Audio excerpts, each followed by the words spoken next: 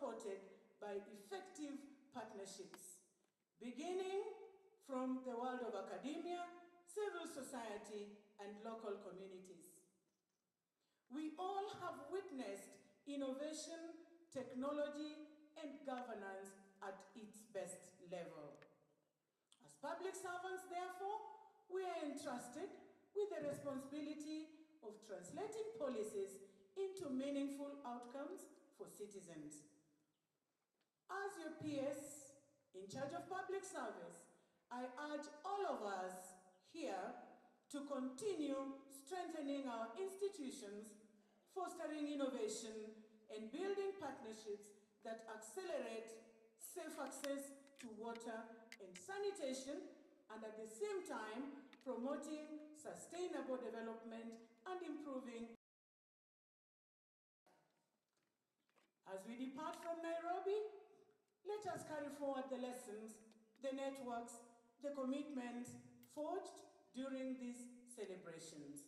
Let us transform the ideas shared here into concrete actions that advance the aspirations of Agenda 2063, Kenya Vision 2030, and our better blueprint for our country, Kenya. On behalf of the government of Kenya, I thank all delegates for your participation, friendship, and unwavering commitment. I leave you with the words of Mahatma Gandhi. And he said, the future on what we do today is what will make a better tomorrow. Let us all be upstanding as I invite our CS to make his closing remarks. Honorable Rocco.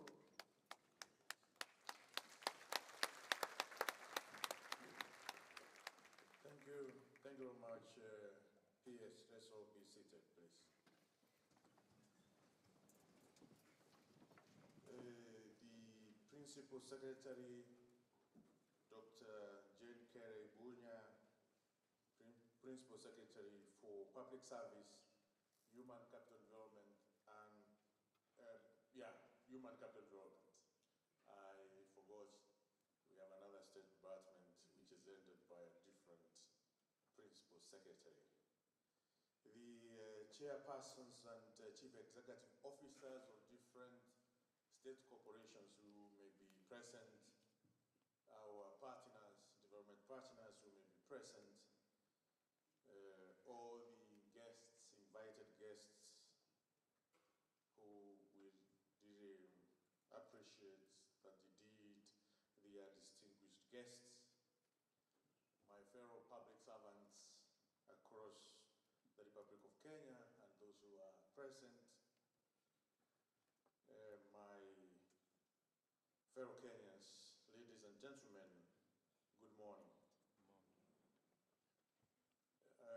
Let me start by saying it's a great honor and privilege to join you today again, as we were here yesterday morning and we witnessed what different state department, ministries, government agencies, including also our partners in private sector, what they are doing in serving Kenyans in different capacities.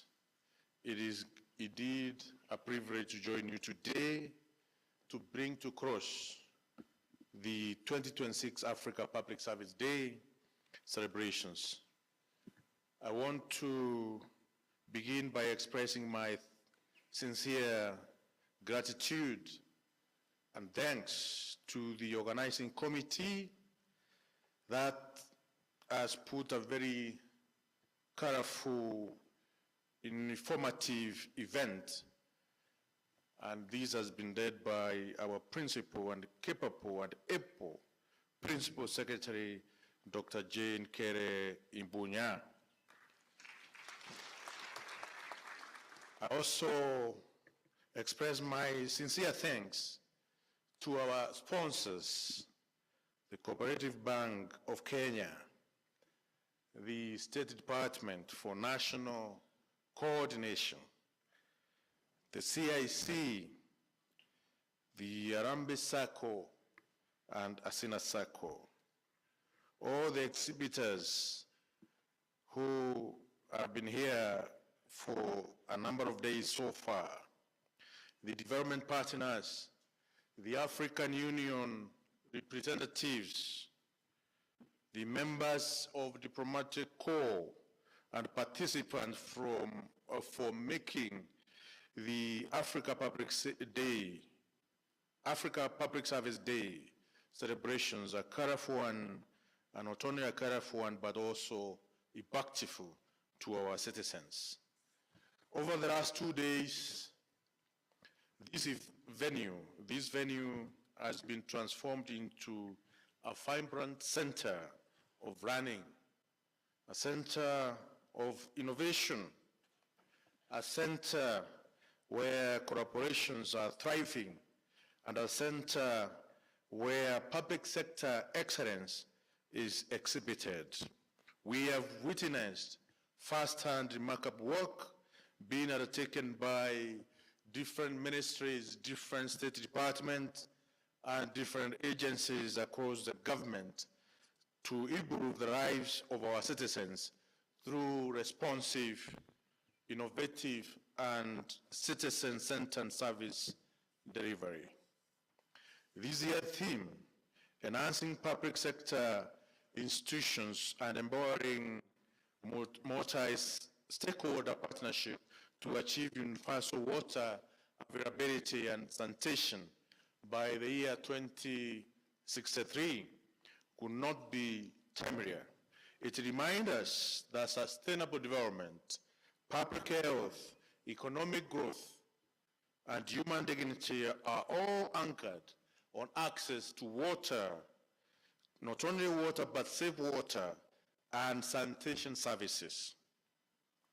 As a nation and as a government led by our President William Ruto,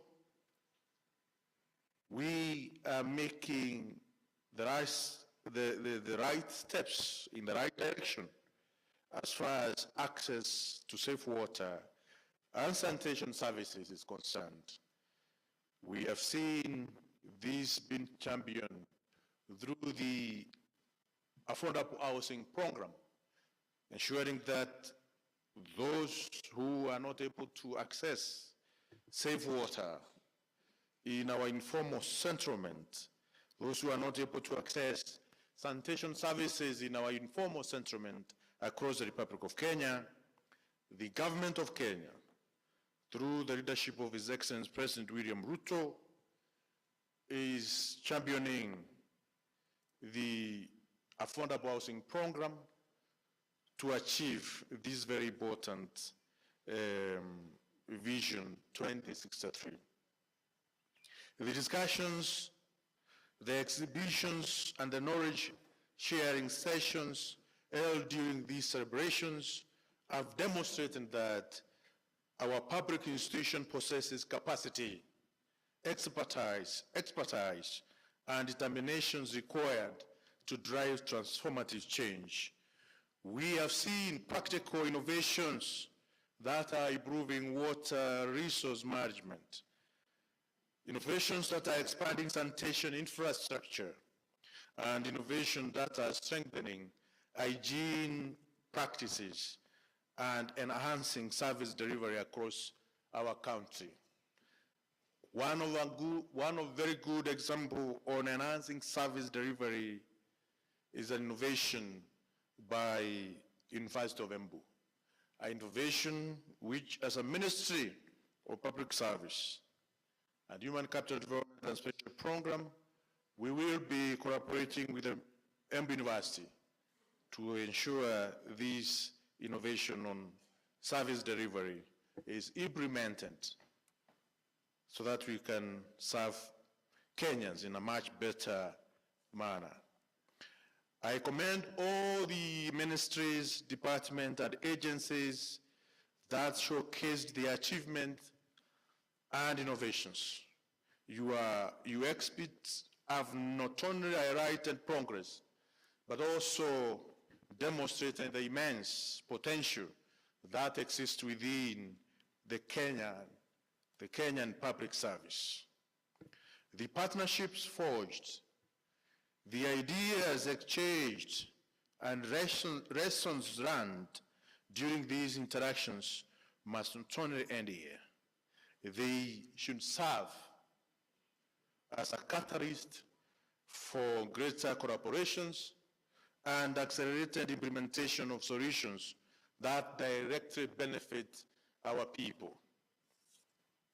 Fellow Kenyans, as we come to the end of these celebrations, let us remember that success is not measured by the number of recommendations we make, but by the actions we take. Let us also remember, citizens judge us not by our plans and policies alone, but by the quality, accessibility, and timeliness of the services we provide. I therefore urge all institutions represented here to translate the resolutions and recommendations emerging from this forum into concrete actions. Let us strengthen accountability. It is extremely important. As a public service, we are called upon by our Constitution, Article 232 of our Constitution, which talks about the principle and values of public service, to be accountable to the people of the Republic of Kenya. Let us embrace innovation. Let us enhance. Let us harness technology and continuously seek new ways of serving our people more effectively and efficiently. The future demands public institutions that are agile. We have a population, Kenyan population, which the mean age is about 22 years. This mean age means that Kenyan's population is young, youth, and these youth are agile, they are restless, they want things to be done now and then. Therefore, all the public institutions in the Republic of Kenya, they must be agile, they must be resilient, and they must be responsive to the needs of the Kenyans. And the mean age of the Kenyans is 22 years. Institutions that can anticipate emerging challenges, adapt to changing circumstances, and deliver solutions that leave no citizen behind. This is the public institution which Kenyans want, and as a government, we are striving, we are working every day to achieving this. As public servants across the Republic of Kenya, we have a collective responsibility to bridge historical service delivery gaps and ensure equitable access to opportunities and essential services for all. As a minister, I had the opportunity to visit many remote areas of the Republic of Kenya. All Kenyans, whether in the city of Nairobi or El Moro in Marsabit or in Erwak in Mandera or in Barambara in Garissa or in Asha and Bangare in Tana River or in Kiunga in Ramu, all Kenyans deserve better services from their government. And it's us, public servants, who have been given this opportunity to ensure that we are going to bridge historical service delivery gaps and ensure equitable access to opportunities and essential services for all Kenyans. It is not the President of the Republic alone. President of the Republic of Kenya is putting too much effort on a day-to-day basis. Anajituma, anawajibika, anatia bidii kila siku kuhakikisha kwamba serikali ya Kenya inahudumia wananchi wote wa Kenya kwa njia ambayo iko sawa sawa. Na kama sisi ambao wamepewa maofisi kubwa kubwa in public service, whether in the Ministry of Agriculture or whether in a certain agency within government, we must play our part.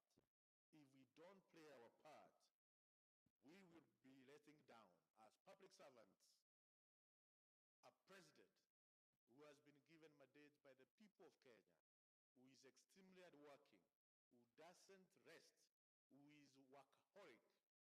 We will be letting the president of Kenya down. And therefore, it is right to say, if services, government services, are not well offered in different corners of the Republic of Kenya, the people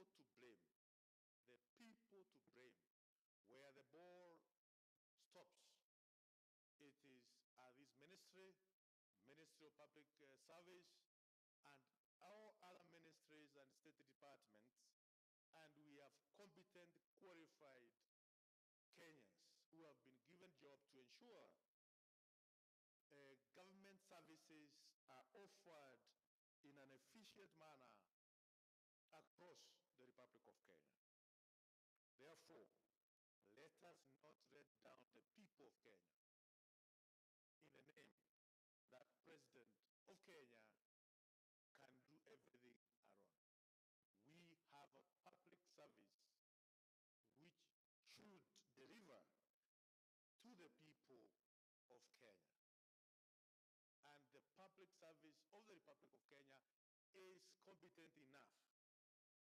Therefore, for those who are lazy, those who are entitled in the positions they hold, those who treat customers, citizens, in a way they should not be treated, as a Minister of Public Service, I'm calling upon all public servants, whether you have served for 30 years or 3 years, to ensure you are guided by Article 232 of our Constitution, which talks about the principles and values of public service. And to this end, the President of Kenya and his government has ensured that all public servants, their salaries was increased in January this year, 2026, and it was backdated to July 2025. And again, President of Kenya, His Excellency William Ruto and his government is increasing the salaries of all public servants again in July this year, and it is gross pay, housing allowance, and commuter allowance, which will be increased once more in July this year. So we have no reason whatsoever not to put our best foot forward in serving the people of the Republic of Kenya, so that we can boast ourselves to have the most efficient public service in the continent and in the world. At the same time, to ensure this efficiency and proper use of public resources, proper use of taxes, the President of the Republic of Kenya has directed me as his minister that all ministries, all county government, all agencies and departments which get salaries from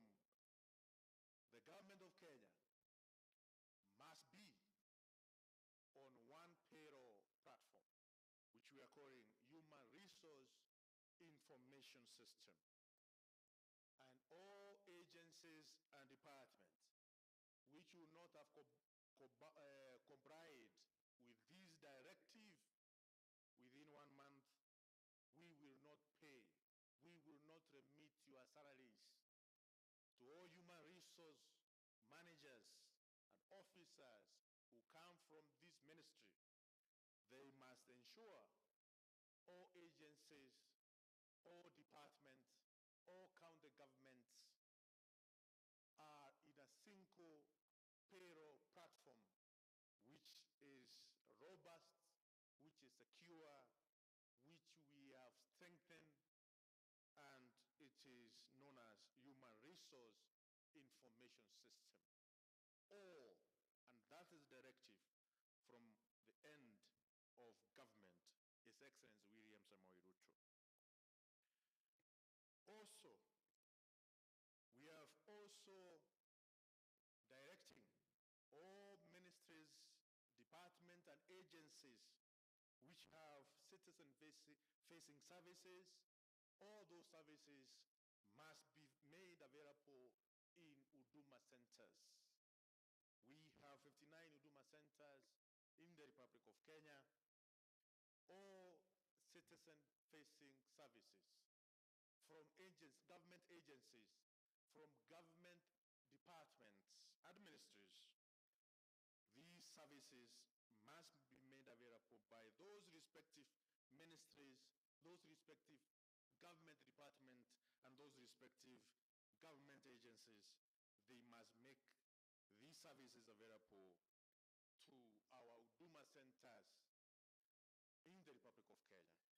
And where they don't have enough staff to take them in those Huduma centers, we have made, as a ministry, we have made arrangement with Huduma centers. The staff of Huduma centers will be trained on those services you are offering as a government agency, and the Huduma staff will be able to offer those services on the behalf of your agency. These are directive of His Excellency President of Kenya, because President is committed in ensuring we have a proper and working public service which is offering excellent customer service to all Kenyans. I am particularly encouraged by strong emphasis placed on partnerships throughout these celebrations. Achieving universal access to safe water and sanitation by the year 2023 will require the concerted effort of government, the private sector, the development partners, as well as concerted effort from academia, civil society, and local communities. Together, we can build sustainable systems that improve lives and secure a better future for the generations to come.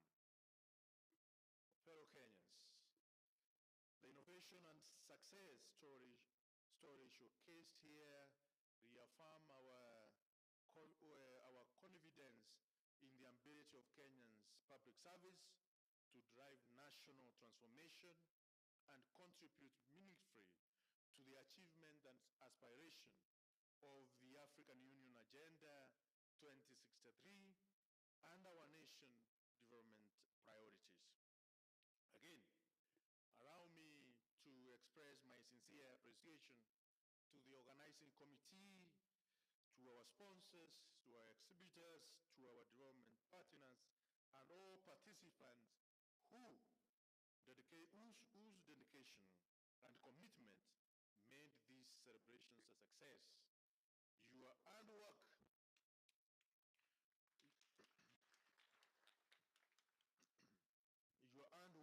and professionalism has ensured that Africa Public Service Day 2026 leaves a lasting impact to all public servants across our nation. I encourage you to continue serving with integrity, professionalism, patriotism, and excellence. Let us remain steadfast in our commitment to improving lives of our citizens and building a more prosperous, inclusive, and sustainable Kenya. With those many remarks, it is my singular honor and pleasure to officially declare 2026 Africa Public Service Day celebrations closed. I thank you all.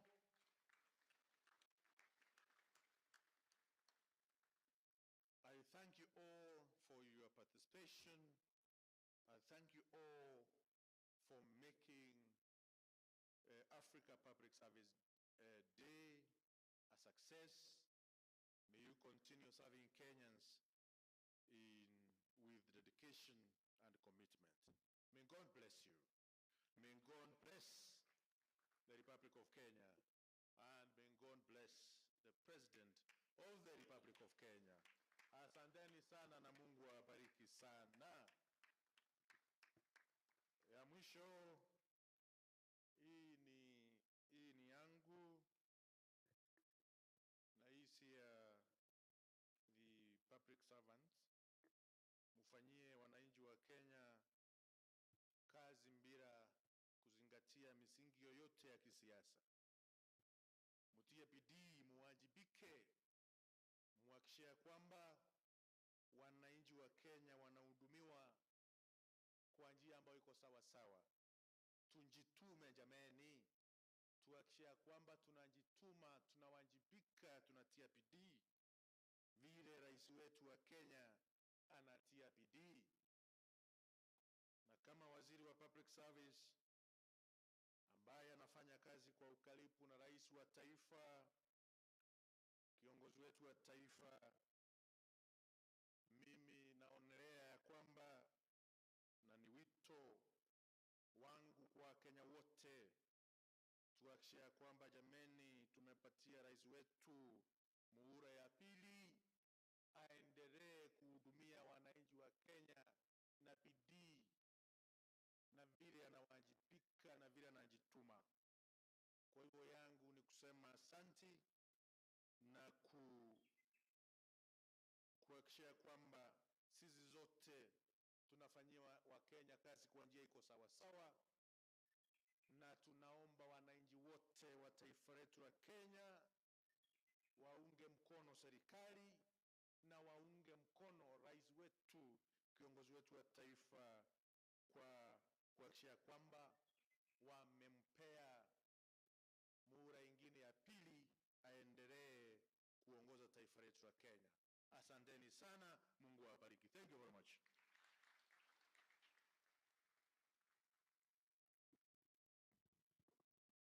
Thank you so much, Waziri.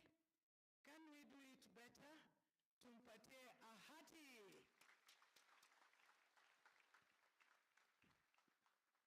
Asante sana. Let me explain why there was a bit of a shift in the program. We were live, and therefore it was important that the speech by the minister runs through entirely during the live coverage. Thank you so much, Waziri. You ensured that you utilized your time well. I take over the program from now into the 3 events that are coming up. But before we do that, kindly the internal organizing committee, can you just stand up with your chair, Mr. Kakulu, who did an incredible work. And Kenya, Africa, and the world need to put a face to this very colorful event. The chair was my secretary in charge of HRD, Mr. Stephen Kakulu. He was being assisted by the secretary in charge of public service reforms, Dr. Alela, and our very own CEO in charge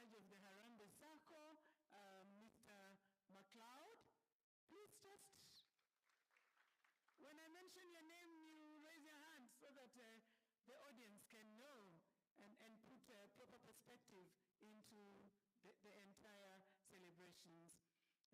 Then we have Madam Margaret Wamoto, Director Huduma Center, who is deputizing Mr. Kakulu. We have our very own, my moving guru when it comes to re-engineering government processes, Madam Jacqueline Otuori, she is a big resource. And next to her is Director in charge of Human Resource Management Policy, Mr.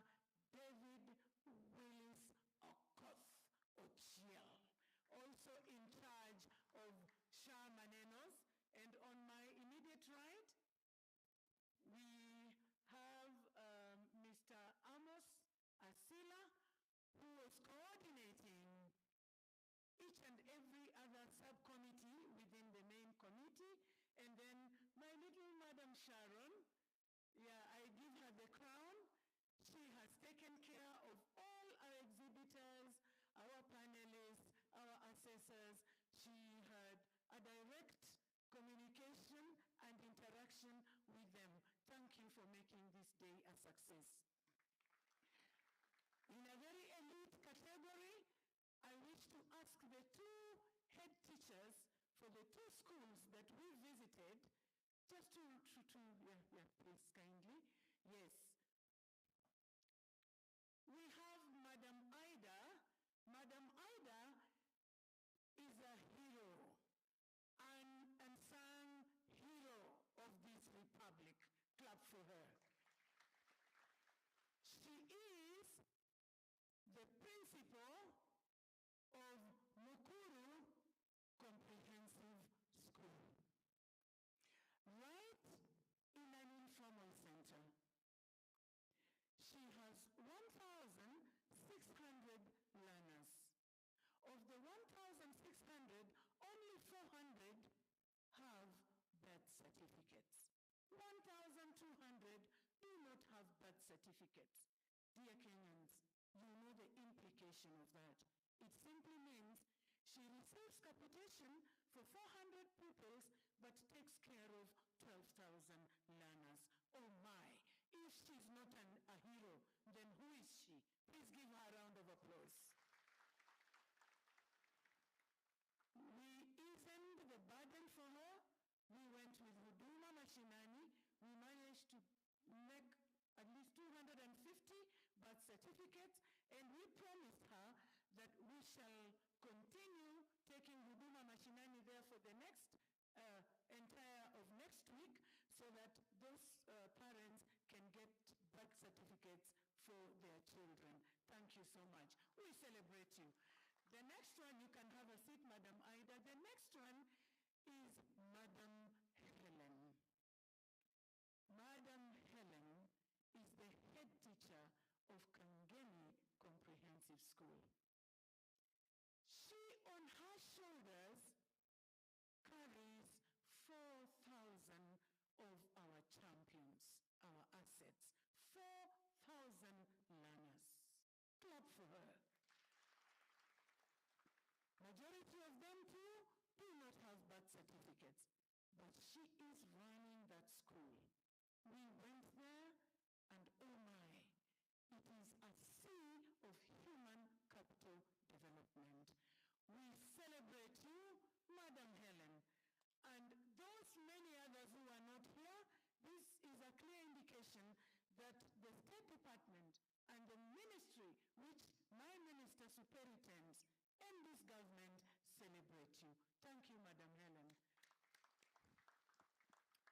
Madam Ida, we gave a donation of books to Kangeni Primary School.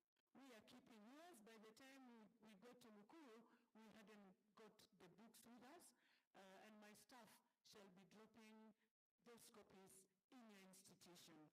That was a personal donation from me. Those are books that are written by me on competency-based education.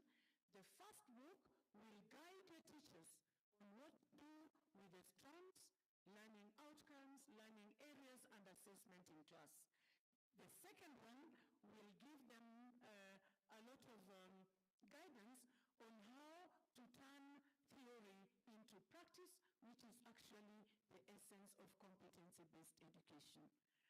Let me finally thank the Ngao family with the RC who is here. Please just give him a round of applause. He has been with us literally from Sunday. In Mukuru Koyapa, we found him there, ready to receive us, prepared the structures, gave us enough security, and indeed we interacted with those learners.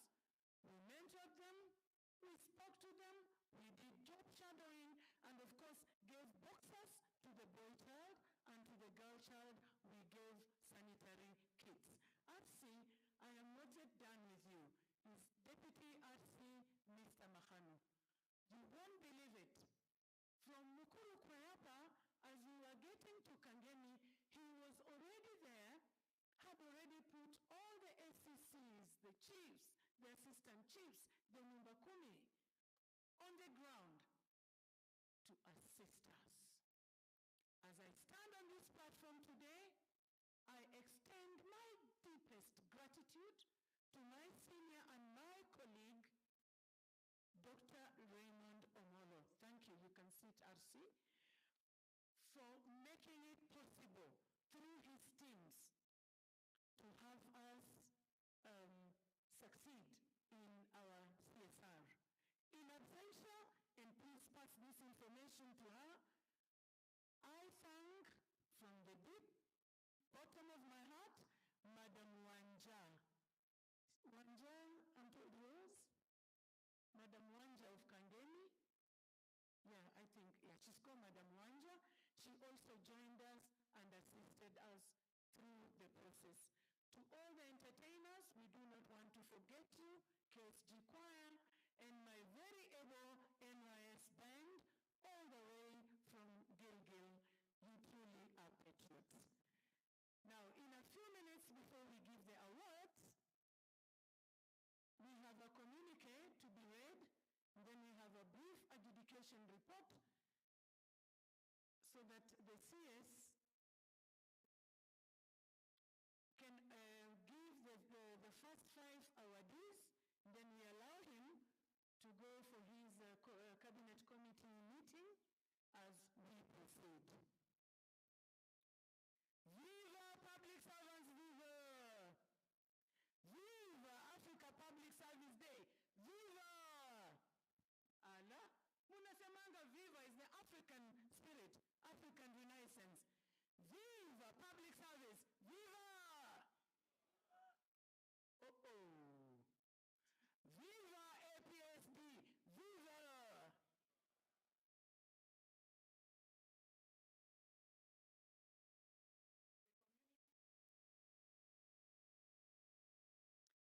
Thank you, CS, PS, all invited guests. I wish to read the communique, which usually is a reading that comes after the APSD, especially the first day when we've had the symposium.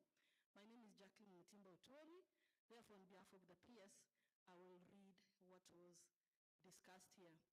Ideally, CS and PS, these are just highlights of what happened yesterday and the statements that you made. These are highlights, therefore, which we need to take as we go forward. Okay, the title is Symposium Communique on the 2026 Africa Public Service Day National Celebrations held from 22nd to 23rd June 2026 at the Kenyatta International Convention Center, Nairobi. And we are still remembering the theme of this APSD, and it is enhancing public sector institutions and empowering multi-stakeholder partnerships to achieve universal water availability and safe sanitation by 2063.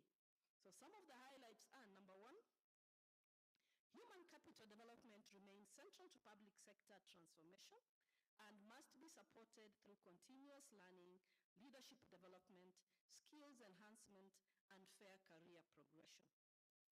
Highlight number 2, promotions should be based on results delivered rather than the number of years an officer has worked. So these are statements that were made by the leaders and we are picking highlights so that we can continue to work around them. Highlight number 3, our objective must be clear to create institutions that not only meet today's needs, but also prepare for tomorrow's demands. Highlight number 4, public service must continuously grow to level up with the first world nations, and public servants must also start focusing on productivity per hour rather than mere attendance at the workplace. Highlight number 5, access to safe water and sanitation is a fundamental human right, and sanitation remains indispensable to the realization of Africa's Agenda 2063 and Sustainable Development Goals. Highlight number 6, innovation has emerged as a powerful enabler in transforming water and sanitation services. Number 7, transformation in the water sector is focusing on ensuring universal water access, building climate-resilient water systems, embracing digital transformation, and reducing non-revenue water. Highlight number 8, climate change is a defining challenge for the water sector. Every dam, treatment plant, distribution network, and sanitation system must be designed with climate resilience in mind. Climate adaptation is no longer optional. It is a core component of water sector planning. Number 9, non-revenue water has risen to 48%, translating to a loss of approximately Kenya shillings 4 billion per month. Reducing this through smart metering, leak detection, network rehabilitation, and citizen reporting is an urgent strategic priority for all water service providers. Highlight number 10, Kenyan innovators and young entrepreneurs in the water sector must be supported and celebrated.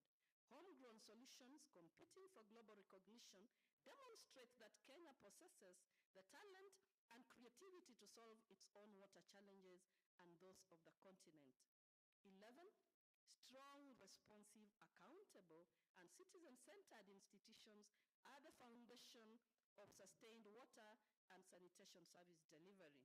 Number 12, the greatest legacy of public service is not infrastructure, it is building institutions that outlast individuals. 13, achieving universal access to water and sanitation requires innovative and diversified financing, and the sector must unlock public financing, private investment, climate finance, blended finance, green and blue bonds, and impact financing. 14, I'm just about to end. The sector must implement the National Irrigation Sector Investment Plan to expand irrigation by 1 million acres by 2035, leveraging water harvesting, groundwater, and treated wastewater. 15, water governance must be strengthened at all levels, and overlapping mandates, capacity gaps at county government level, and political interference in water service provider management must be addressed. And finally, 15, 16, multi-stakeholder partnerships between national government, county governments, water service providers, development partners, the private sector, and citizens are not optional, they are essential. 17, transformation happens when institutions become stronger than individuals and when partnerships become stronger than individual projects. Climate adaptation is a core component, and water sector planning and climate resilience must be integrated into all planning, infrastructure development, and resource management frameworks. Achieving universal water and sanitation access requires robust multi-stakeholder partnerships involving governments, development partners, the private sector, civil society, academia, and communities. The protection and restoration of rivers, wetlands, riparian reserves, and ecosystems are essential for sustaining water resources, biodiversity, public health, and environmental sustainability. This can only be achieved when communities become active partners in the process through public consultations, stakeholder forums, environmental awareness campaigns, and cleanup activities. Lastly, restoring Nairobi's rivers requires more than environmental action alone. It demands coordinated investment in sanitation, waste management, housing infrastructure, urban planning, and community development. Thank Thank you very much. A lot of them were in the climate sector, water sector, and that is why we had a lot of reading. Thank you, and God bless you. P.S. Thank you. Thank you so much. That's our action points and our clarion call to implementation. Adjudicators' reports in a few, and then we move to the presentation of awards and the best public service innovations and innovators.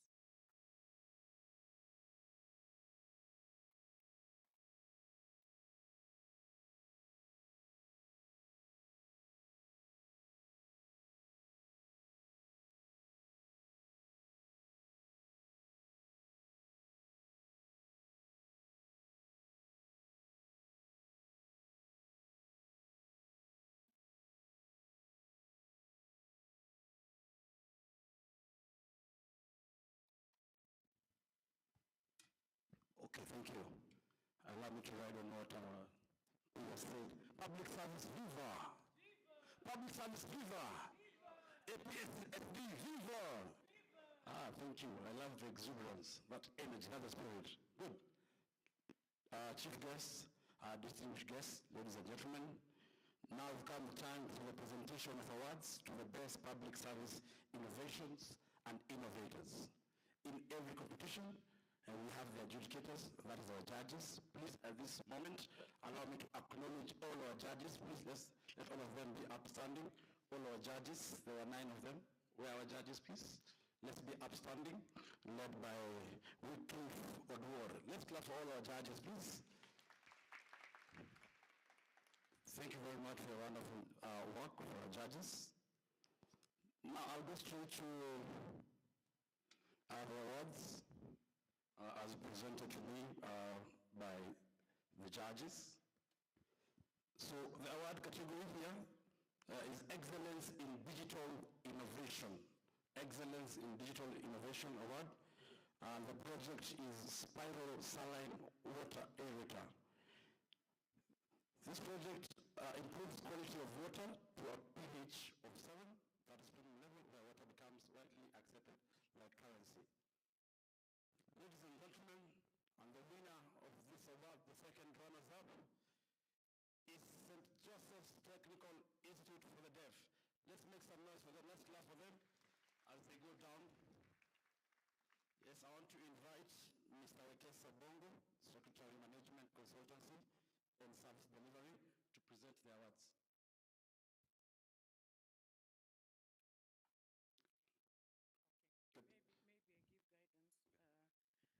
Thank you very much. Let me give guidance there. I thought that we have a summarized report on the adjudication, because the minister will award, we need to get a sample of the categories. Yes, the categories. What were the categories? So that we quickly, three or 4 different categories. Then we quickly award before we move to the other awardees. Secretary Bongo, you could have a seat. Thanks. So quickly, let's just call out about 3, 4, the step down. Minister awards. After awarding, he goes to the other meeting. We proceed. Two from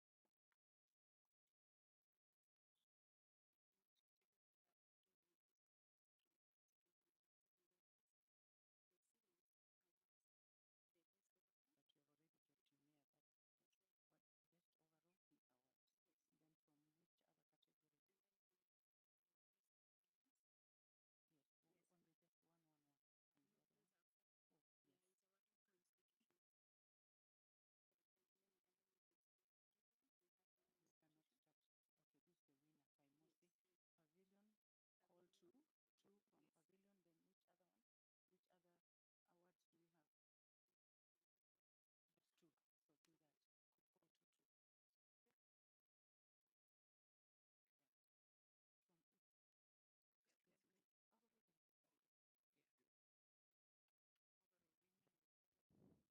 call 2. Okay, good. Thank you. So now, we'll just, for now, just allow us to reward in each category for now. Well, we'll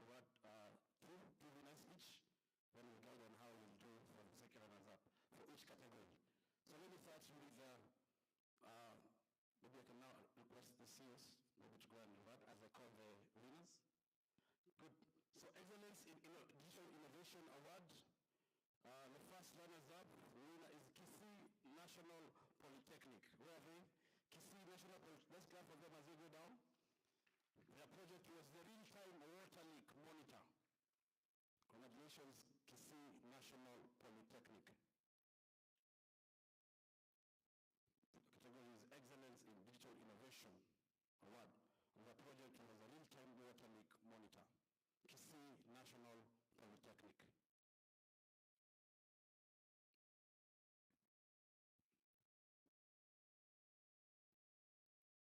Let's clap for them. We now invite also the winner, the Excellence in Digital Innovation Award, with another Matili Technical Training Institute. Let's appreciate them with a clap, please. Matili Technical Training Institute. Yes, the project was AI-based smart irrigation system.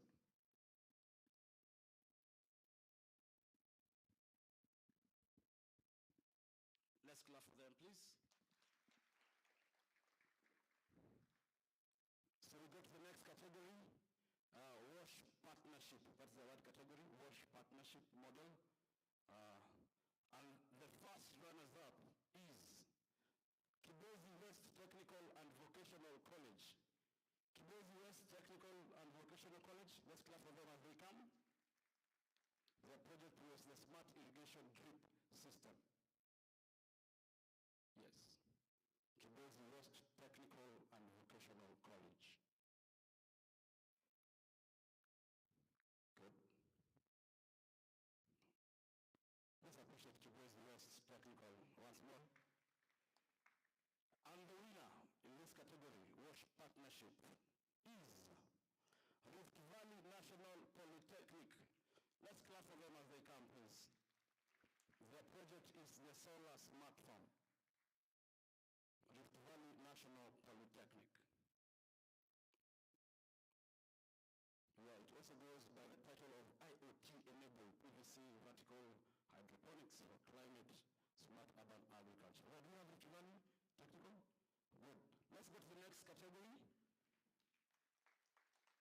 Let's go to the next category. The next category is Community-Led WASH Initiative for Adaptability and Climate Resilience Award. And the first runners-up is Michuki National Polytechnic. Let's clap for them one more time, please. Their project is the wastewater treatment using reverse osmosis process. Let's clap for Michuki National Polytechnic. Let's clap for them one more time. And the winner for the award of Community-Led WASH Initiative is Baringo National Polytechnic.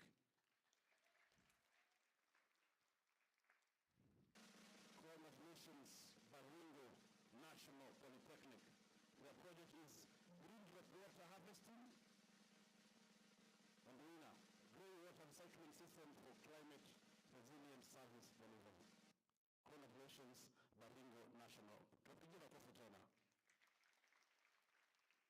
So next, now we go to the adjudication of the pavilion showcases. We'll also give just two winners. Two winners. The remaining ones will organize and how will be awarded. So, and the first runners-up, the adjudicator of pavilion showcases is KWS. What makofi ya KWS? Anyhow. Yes. Good. Let's clap for them as they go down to receive their...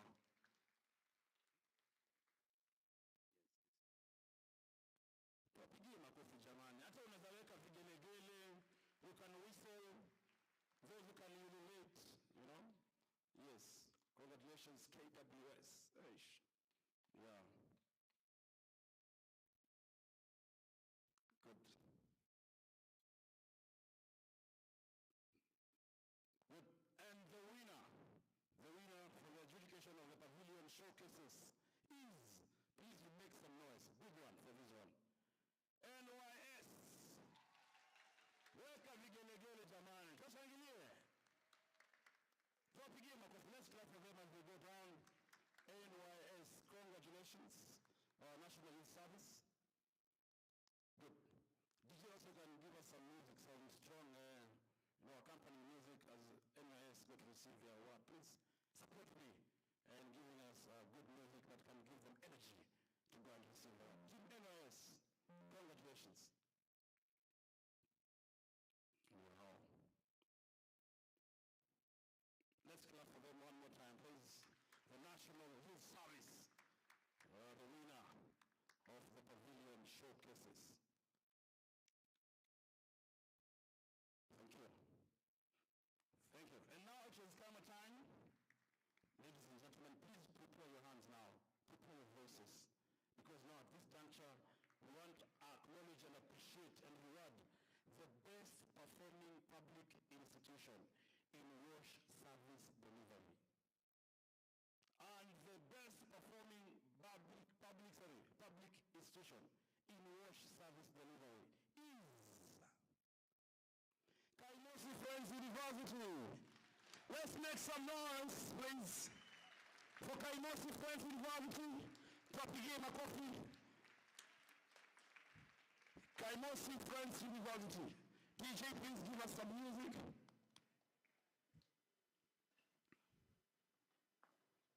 DJ, some music, please, for the KICC Friends University.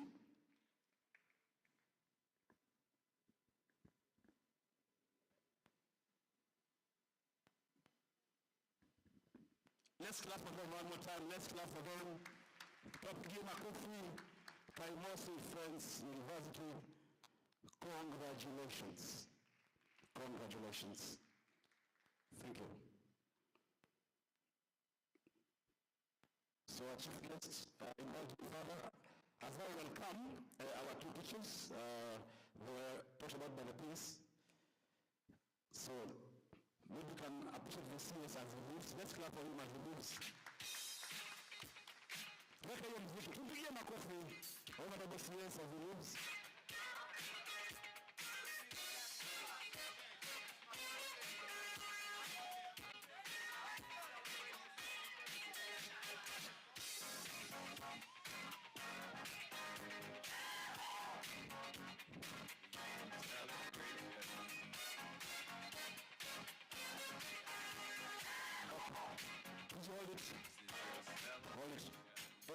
Distinguished guests, ladies and gentlemen, please note we haven't yet concluded on the awards.